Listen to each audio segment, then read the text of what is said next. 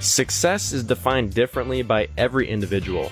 Some have never even considered what it is. I hope when I get older I'll be successful. What does that even mean? Money? Cars? Big house?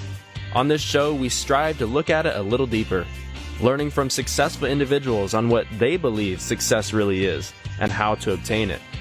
Everybody, enjoy the show. This is Shaping Success with Wes Tankersley. Hey, what's up, everyone? Welcome to the show. This is Shaping Success. I'm your host, Wes Tankersley. If you're listening to this on Apple Podcasts, please give it a 5-star review, rate it, help me to grow the show. We're just about to 1,500 downloads, which is a great success. I want to hit 2,000 here. Let's get it going. This is episode 31. My guest is Mikail Farrar. I met Mikail at a little app called TikTok. He was talking about how success is defined by each individual and it's whatever you want, which was basically the definition of my show. So I was really excited to have him. He was born in Kansas City, raised in Maryland. He's the son of a college professor and a lawyer. He's had a few different jobs along the way. He has a rap album, a book, and a few TikTok followers, and we'll talk a little bit about some of the exciting things he has done. Mikail, welcome to the show. What's up? I'm so excited to be here, man. I can't believe it. I've been watching you for a while now. I think we talked on the phone a couple of days ago about how I've been on TikTok for about 6 months, and I think you were probably one of the first people that I followed and just, you know, talking about FedEx and talking about a couple different things, car videos, and you throw on that wig every once in a while. And it's just, there's so many different avenues. Can you tell us just a little bit about yourself? Oh, yeah. I had the wig on tonight, actually. So I made a TikTok right before I came on with you. So that's awesome. I don't know. I don't know what to say. To me, I'm kind of a boring guy, but a lot of people find me interesting. So I try to give them what they want. But yeah, I was born in the Midwest, but didn't stay out there too long. Shortly after, we moved around from place to place. I actually made a 5-year stop in Saudi Arabia. I lived in Saudi Arabia for 5 years. Oh, smokes. I know, right? I mean, I was riding on camels and doing the whole nine. My parents weren't in the military or anything, but my dad had a job with the Department of Transportation, and he got a job helping design the railroad system out there. And, it took me with him. So, but after that, I came back and I was raised in Flower Hill, Maryland, which pretty much shaped who I am. Met, really good friends and that I'm still friends with today. But and here I am. So did you play any sports or anything in high school or anything like that? What kind of led to this? I feel like you're kind of a little bit of an actor. Did you have drama class? What was your avenue when you were in school? I wanted to see, when I was young, if you wanted to be an actor, you were just a dork. That was just a no-no if you wanted to get girls or be cool or popular or sit at the cool lunch table with the cool kids. So any kind of glee class or acting class was a no-no. So I was a jock. I mean, I was on the varsity basketball team for 3 years. And I was pretty decent, but I was kind of a role player. There was plenty of superstars on my team that did all the scoring. I was just out there to play defense, rebound. But I was able to get a scholarship to college, even though I wasn't that good at basketball. But, something did come out of it. But yeah, I was, leather jacket, that was me in basketball. I just was obsessed with being the best athlete. I went to school one day in high school wearing a full leotard. I mean, just, twigs and berries, imprint showing, just everything. and I just called out everybody. I was like, I'm the fastest guy in the school, and I'll challenge anybody right now on the track at lunchtime, whoever wants to race. And I was ready. And I didn't lose, but not too many people came out to race me. But I didn't lose. So you talked a little bit about, kind of your family dynamic and things like that when you're growing up. Your dad was a lawyer and your mom was a college professor, correct? Yeah, she wasn't always a professor. Around the time when I was young, she was an English teacher in high school. She was actually the English teacher at the high school I was going to, which was very awkward for me and a little uncomfortable at times. But she actually got a few more degrees later in life and went on from teaching high school English to teaching English on the college level. And I think she still does online just whenever she feels like it, really. But yeah, you can kind of tell by the way I speak, there wasn't a lot of slang allowed in the house growing up. My dad was very proper, and so was my mother. So I wasn't allowed to, mispronounce words or, come in the house like, yo, yo, yo, ma, all this and that. So they were very professional. So, of course, because, that kind of got on my nerves, I wanted to do the opposite. And that's why I started rapping. I figured what would piss off my parents the most, who are just super professional, just like the Huxtables on TV, what would piss them off the most? Okay, I'm going to be a gangster rapper. That's what I'm going to do. So I started rapping with a friend of mine, and we had silly names at the time. My name was Pooh Bear. That was my rap name. Real hard, right? And my friend's name was Too Smooth, and we used to just make mixtapes. I don't know if you know how mixtapes were made in the 90s, but we would take two boom boxes. If we play the beat on one boom box and put it across from the other one with the blank tape and hit record, and you have a mic plugged in and you just put your face in the middle, and it just ridiculous. Holy smokes. Yeah. Yeah. But I should have just been studying and trying to follow in my parents' footsteps, but I wanted to be a little rebel, so what are you going to do? So you went to college to play basketball. You didn't quite finish, right? So what happened from there? Is that where I know you have a rap album, so is this where that kind of came in? Did you create that rap album kind of in college, or where did that happen? Well, my album didn't really get finished until around 2005. Just in my head, I was putting it together for many years, for probably 10 years. Just, I had little different songs, little different verses. I had one of those composition rhyme books that all the rappers have, where they write all their rhymes in. And I was like, yeah, one day I'll do something with that, but I always had it. But it wasn't until 05, 06 that I actually was like, you know what, I need to record this, so, I finally got it done and put it out. And I'm really proud of it. It's really nice to have just a notch on my belt that's something different, something unexpected that people just meeting me or wouldn't think that I would have done.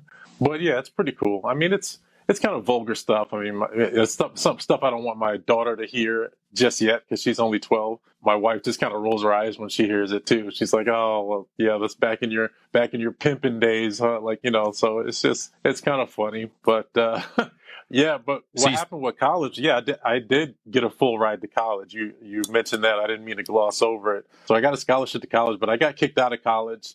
I only went for a year. I got kicked out because I got in some legal trouble.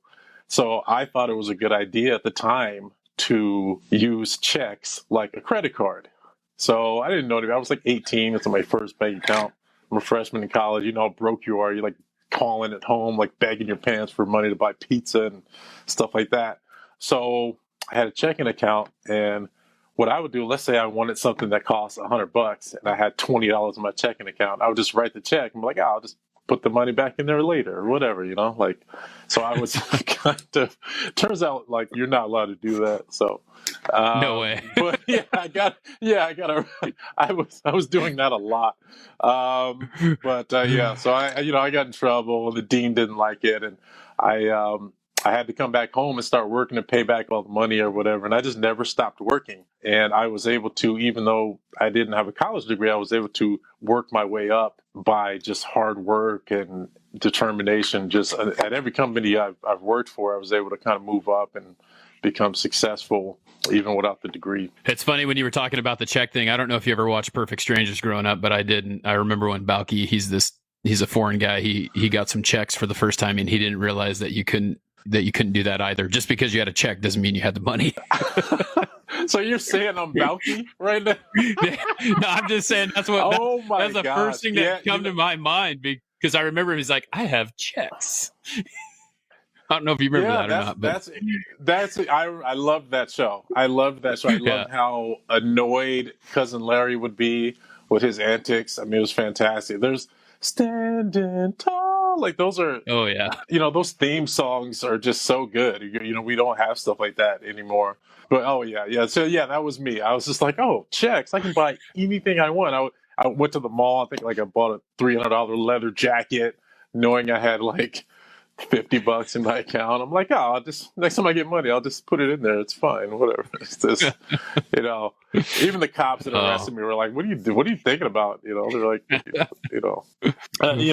seemed like a good idea at the time. You live and you learn. So, Right. Yeah. I don't know why that was the first thing that came to my mind, but it was just kind of funny. I just remember him writing a check for the couch and he didn't have the money for it. Oh, man. I want to talk about TikTok a little bit, but I want to talk about this because you wrote a book and I need to look at this book. But can you tell us a little bit about it? Because I didn't realize that you actually wrote a book. What's going on there? oh wow, I'm so glad you asked about the book. I have always loved writing. I was inspired by my mother. She would always write down her dreams. So she kept a notepad by her bed.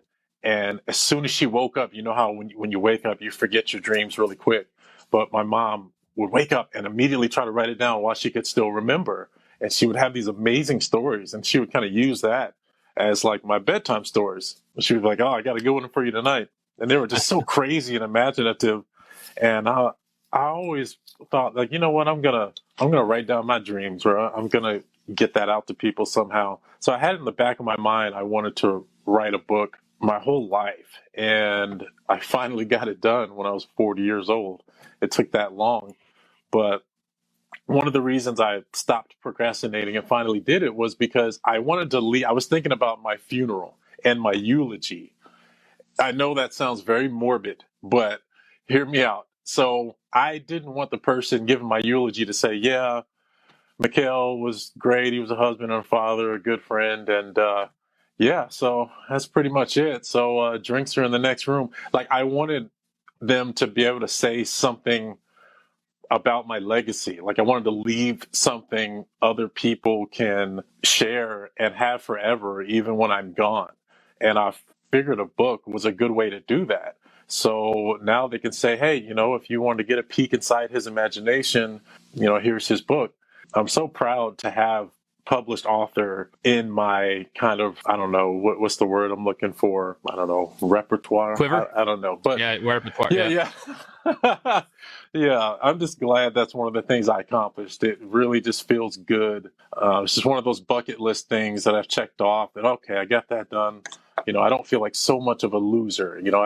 I've done something. I've accomplished something that a lot of people haven't before. And again, going back to the never finishing college, I needed to accomplish other things just to validate myself, just to give myself self-worth. Because I was like, okay, I don't have a degree. All these other people have degrees, but okay, maybe they didn't write a book.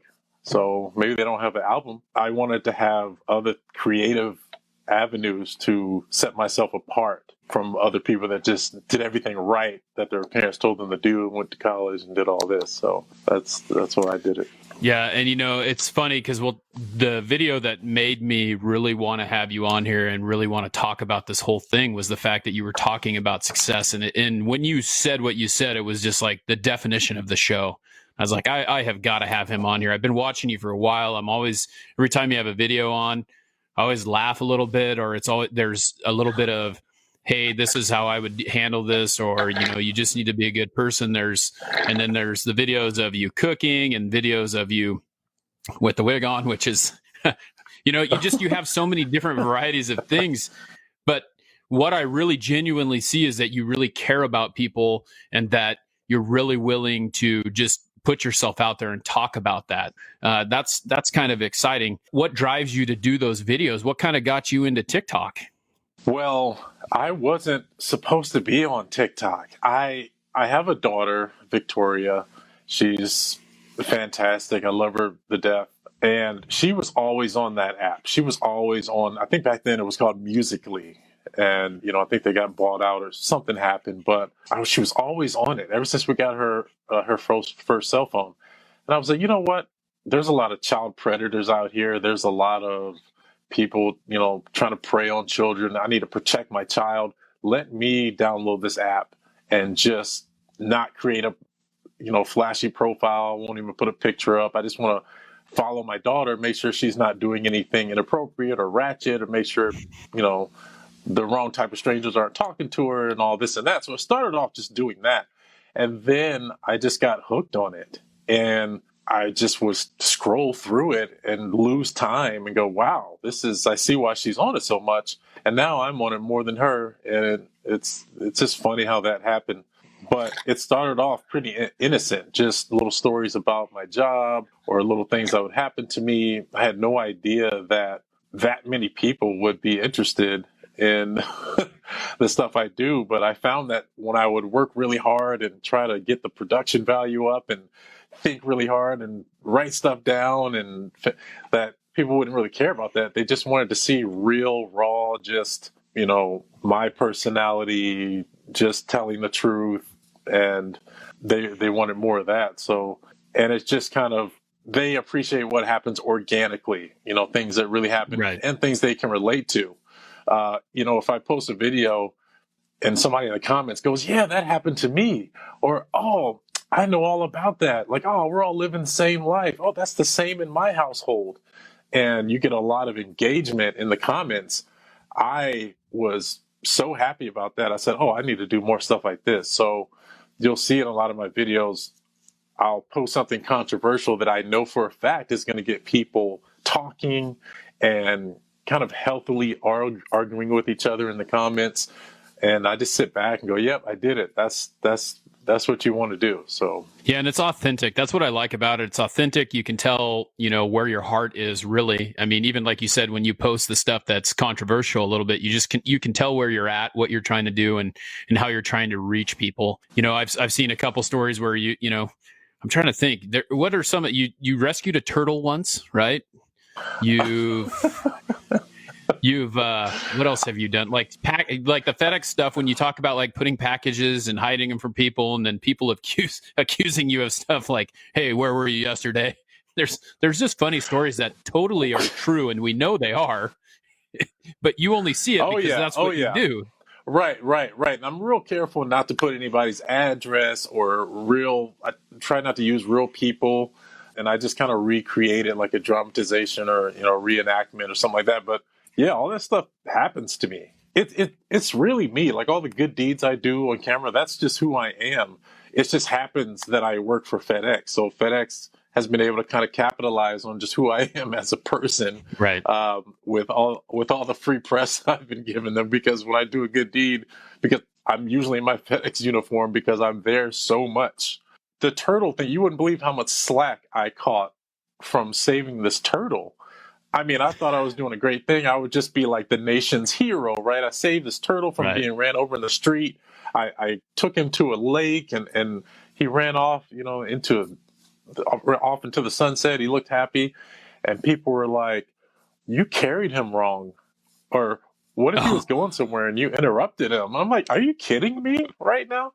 But, I just, I'm kind of new to all this stuff, the social media, and it took me it took me a while to realize that you can't please everyone, and that even if you have thousands of people appreciating what you do, you're going to have like a group of people that go, you didn't do it right. And that's okay. A wise person told me that if you have a bunch of haters, you're doing something right, because more than likely they're projecting or they're jealous, or something like that. So when you think about it that way, I mean, it's still hard to deal with, but I completely agree with that. I had that same kind of thing. I had a comment on one of my TikToks this week, and it just kind of rubbed me the wrong way. And I was just like, you know what?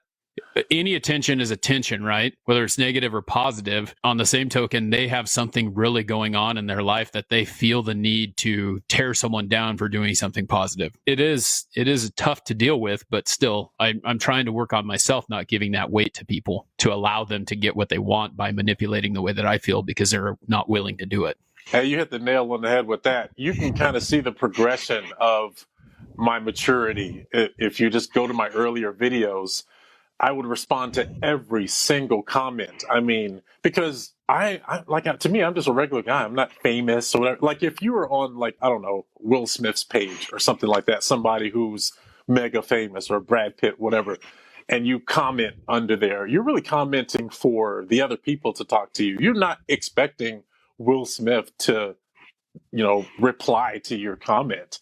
And right. I didn't realize that. So I didn't realize that people were looking up to me like, oh, you're the creator of the video. Like, you actually responded to me. Like, so when people used to disagree with me, I would say, what are you talking about? Blah, blah, blah. What do you mean? But, and then I just was like, man, you know what? I took a step back. I was like, wait, what? I don't need to respond to everything, especially the negative ones. Just leave it alone. So recently I just, just kind of take a step back, and if I see something really kind, I'll thank somebody or engage with somebody. But the negative people, I'll just block them or just, ignore it. Because it's all just video views to me. I mean, if somebody tags somebody else on one of my videos and says, hey, look at this jerk, he's an idiot, it's still a share and another like for me. Right. So even if they're talking about me bad. Yeah, and that's a thing. It's like, it's still got the view, it's still got the like, it's still got someone else to watch it because they shared it, and they really don't understand that they're helping the cause. So whatever. Yeah. Couple things that I want to talk about a little bit. Your FedEx job, you recently did kind of like a fundraiser for your boss, which was really cool. This is part of the whole deal that I see that just, inspires me to see that you're just kind of just this good person. I just love the kind of vibe that you give off. You did a fundraiser for your boss he seems like he's a little bit like you because he wouldn't even take the money to go on vacation, right? Oh man, this guy, he's so exhausting in the best kind of way. He's just fantastic. He has done so much for me. He's the best boss I've ever had. I mean, and I've probably had 15 jobs, but this guy is just different. He's special. He cares. He's really fair, and he really cares about you as a human being, about your family, about how you're doing, how he can help you. He works harder than all the employees when he doesn't have to. But yeah, I wanted to do something nice for him, but he just doing something nice for him is doing stuff for other people because we're so similar. I'm glad it worked out. I mean, it raised, I think $1,400 or something in just 4 days. And he told me to cut it off. He was like, oh, let's stop it. This is too much. This is embarrassing. I don't want all this attention on me. You got to stop it. This is too much. So that's why I kind of abruptly cut it off. Yeah, you should have seen it. I was crying. People in there were crying when he was giving out those laptops because it just came out of nowhere. His generosity was just, it was really inspiring. I mean, just seeing people just, thank him and hug him. And so it was great. I was just glad I was able to just facilitate it and just watch it. But yeah, I think going forward, me and him might have a competition about who can do the best good deeds. I'm telling you, if I had more money, Wes, I would do so many things. There's so many things I want to do. For people, but I just don't have the money. And yeah, I could probably raise it and do another fundraiser, but I don't want to just annoy people with doing fundraisers all the time. It's really great. I mean, I have to be creative, right, Wes? I mean, I'm not a girl who can just, jiggle my boobies around on TikTok and get millions of views. So I have to work harder. Like, I have to be creative. I have to be funny. I have to be, innovative. So my thing is, you know what? I'm just going to kill people with kindness. I'm just going to, because people eat that stuff up. I mean, there's so much bad press that FedEx drivers get. And, I'm glad that I was able to show that, hey, like, not all FedEx drivers are jerks. We're just regular people just like you. We're hardworking people. And, we have big hearts. Some of us care about our community. A lot of us care about our community and the people in it and what we do. And I'm just trying to film a little bit of that just to show people that, there's still some good out there in the world. So let's talk about the big one. Okay. Man, I don't know how long ago this was. It was a couple months ago, right? I was watching a video and you were talking about how a kid came up to you and asked you if you could mail something for him. And just knowing who you are, when I saw this story, I was not like, it didn't surprise me that you were like, hey, this is what I need to do. Like, this kid wants you to mail the skateboard to Tony Hawk that he's totally used and shredded on. And it's like well worn out, but he wants Tony Hawk to have this thing. And so you just took it. How did that, tell me about this story. Tell everyone about this story. All right. Well, I was just doing my delivery route. I've had the same route for 3 years. And I believe it was back in May that it happened. But I was just minding my business, driving down this neighborhood street. and I look in my rearview mirror and I see this little boy chasing down the truck. And my immediate thought was, oh crap, I messed up. I ran over his skateboard. I clipped a mailbox. I ran over somebody's pet. I did something wrong. Who chases down a FedEx truck like that? So I stop. I'm like, hey, what's going on? And he's like, hey, do you know who Tony Hawk is? I'm like, of course I know who Tony Hawk is. And he's like, well, can you mail him something? Can you mail something to him for me? And I was like, well, yeah, sure. And I'm thinking that he's like, I'll be right back. And he runs in the house. And I'm thinking he's going to go get a package, like a regular package. And I'm in the back of my head, I'm thinking, no way this kid has Tony Hawk's address. But whatever. He comes back with a beat up skateboard. Like, yeah, this skateboard is really beat up. It's really used and worn. I wonder if you could send this to Tony Hawk for me. And I was like, oh, me? Like, man, I didn't want to break the kid's heart. I didn't want to just tell him like, yeah, that's not how it works, kid. Like, this is, you have to, you have to do it the proper way. But his mom was in the backyard looking at me like, hey, wink, wink, like, don't break my kid's heart, play along, and his older brother was right there. And he said, I taught him how to skate to begin with. And Cooper, the kid who was asking me to ship the board, he was saying like, hey, you're really going to get it to Tony Hawk, right? So I have all this pressure, all these people looking at me. So I couldn't let them down. I had to try something. At that point, I think I had 150,000 followers. And I said, you know what? They've been great. They're really positive. They're really nice to me. I have great followers. I said, let me just put it out there. So I just put it out there in the universe and said, hey, if anybody knows Tony Hawk or knows some of his people or, if he hears this, hey, you got a little fan. And I just asked Tony to give him a shout out. I just was like, hey, Tony, if you hear this little boy is a real big fan. Just maybe give him a shout out or something like that. And then I had no idea that he was going to make me look that good and come through with the assist and just, mail the kid a skateboard and all this stuff. It's just amazing. I mean, Tony Hawk is just, not like other celebrities. He's a lot more down to earth. He was just talking to me and texting to me, and he was like, yeah, I want to pay for all the shipping. I'll do everything. I want to, take care of the kid and all this. And I was just so happy I was able to just be there when he got the board and make lifelong friends with the family. The parents are so cool. We've had them over our house. We went over their house for the 4th of July. Every time I stop by the house, if I have a delivery in the area, I'll just stop by and play with the kids. Yeah, I'm like an uncle to these 2 kids all of a sudden.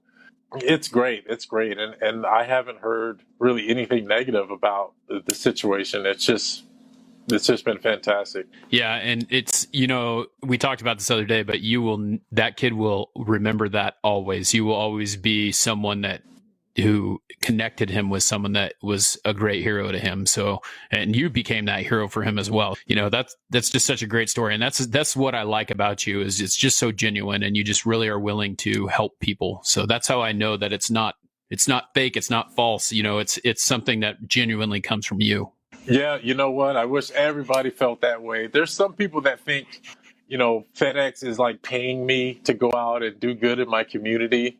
And I think that would be fantastic. I would love that job. I think that's a great idea. I've actually reached out to FedEx and asked them if I could do that. I said, hey, if you want to just spread positivity and, about your brand, and I would love to do this full time, just go out in the community and do good stuff for people and film it. And, they shot me down. I don't think they really have people there that are kind of young and kind of hip to what a campaign like that could do for their image. I didn't really do it for that. I just did it just because it was the right thing to do. I do it because I want to make people smile. There's so much going on right now, Wes. I mean, obviously there's a pandemic. There's people arguing about politics, racial injustice, all kind of stuff going on. So I was just happy that we're able to use social media in a positive way to connect with one another and make that kid's day. So that's what it's all about. And I figure, with or without FedEx's help, I'm going to keep doing it. And because the reward is just seeing the look on people's faces. Yeah. Well, you definitely inspire people. So I hope that, We talk about, the other day I talked about it. I have a friend, Dave Connery, who is on TikTok as well. He's an artist, but he talked about this hater math thing where we give way too much weight to the hate. And it seems like for every 200 positive comments, we have a negative one, right? And we let that negative one own the situation when we've done so much good with those other 250 or the other, there's more positive than negative. I hope that you don't ever let that get to you. And I know it's a process. I know it's not easy, but just, there are people out there who really believe in you, and you need to just try and think about that more than I struggle with the same thing. So it's tough, man, but you're doing good. And I love it. I needed to hear that. I really did. That really means a lot to me that you would say that, Wes, because I do go through that. I had a video, I don't know if you've seen it, where I thought this lady's house was going to catch fire because she forgot to put out a cigarette on her porch, and it was about to catch flames. There was a lot of smoke, and I went and put it out with her garden hose. I was just driving by my delivery route, and there were some people in the comments like, just shut up and deliver my package on time and stuff like that. I'm like, come on, dude. Like, I'm trying to save the day here. Like, I can be a friendly neighborhood delivery guy and deliver your package. I'm not worried about it. I'm just going to keep doing what I'm doing because I know that I'm doing the right thing and that people really enjoy it and the people really appreciate it. Well, it's been great talking to you. We do a last question, and I talked to you a little bit about this the other day. First thing though we do here is we have a last question sponsor. So I'm going to run through that real quick. Before we get to that though, can you tell us, I know you're on Instagram and you're on TikTok, and is there anywhere else we can find you? You do have a YouTube channel. Do you have any places that you want to get people directed to? I'll definitely put it in the show notes and make sure that people can get there. Oh yeah, absolutely. I mean, my Instagram is really just for my dog. So people, if you like dogs, you can follow me at Ruby Doobie. Really, my TikTok, Fresh to Death, and my YouTube channel, Fresh to Death, and that's Fresh, the number 2, DEAF. And you can buy my book, Rangoon. It's on Amazon. It's a supernatural thriller. A lot of twists and turns. It's a page turner, and it's a quick, easy read. You'll love it. But yeah, that's it. I mean, I do respond when you reach out to me. So if you want to talk to me about anything, just message me and I'll get back to you. And that's the one thing that I will say about you is that I have reached out to multiple people on TikTok. I've had I've probably had 5 or 6 guests. You by far have the most followers out of everyone, and you were just so quick to respond. Hey, let's do it. And I really appreciate that. Oh man, are you kidding me? Dude, your podcast is going to be bigger than Joe Rogan's. This is great. I mean, it's so positive. I mean, yeah. Shaping success. I mean, it's just, you couldn't pick a better topic. Yeah, man, yeah. This is going to be big. I'm glad to know you because I just want you to remember me when you're famous, so. Oh. Yeah. We'll definitely get together, like you said, one time and have a beer because I think that'd be awesome. All right. Well, we're going to get to the last question here. Our last question sponsor this episode is the Warriors Collection. The contract expired, but the oath didn't. Visit Warriors Collection at Warriors_Collection_ for some awesome gear. I wear some of these shirts and clothing sometimes. And if you would like to sponsor the last question, go to tvpbn.com/channel/SS to sponsor the last question. The person who donates the most money every week will be the last question sponsor. So, Mikail, it's been awesome having you on here. The last question is, success is different from everyone else. And I think you pretty much said this in that TikTok video I found you on. When it's all said and done, how do you define your success?